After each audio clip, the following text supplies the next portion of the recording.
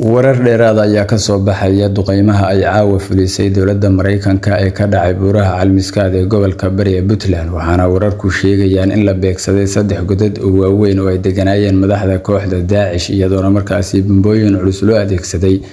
Duqeynta ayaa ka duwan gebi ahaanba tan ay Mareykanku horey uga geysan jireen buuraleyda iyo koonfurta Soomaaliya, maadaama loo adeegsaday diyaarado xambaaro gantaalo culus.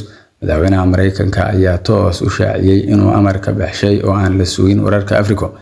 Mid ka mid ah godadka la garaacay ayaa ku yaala halka la yiraahdo Buuqa oo bariga uga beegan deegaanka Dasaan oo ay ciidanka Puntland ku wajahan yihiin, ahna mid ka mid ah goobaha ugu muhiimsan ee kooxda argagixiso oo ay markaasi dhowaan u sameeyeen wadooyin baabuurtu gasho. Wararka hordhaca ayaa sheegaya in waxyeello xooggan soo gaartay mid ka mid ah xubnaha ugu muhiimsanaa Daacish oo haystay qaybaha Soomaaliya. Waxaa wararku intaasi ku darayaan in markaasi goobtan markii ugu dambeysay lagu arkay horjoogaha kooxdan argagixiso ee Cabdulqaadir Muumin. Sidoo kale xog hordhaca ayaa sheegaysa dhimashada in ka badan 35 ruux oo markaasi ka tirsan argagixisada, inkasta oo 24 saacadood gudahood lagu xaqiijin doono khasaaraha halkaasi ka dhacay.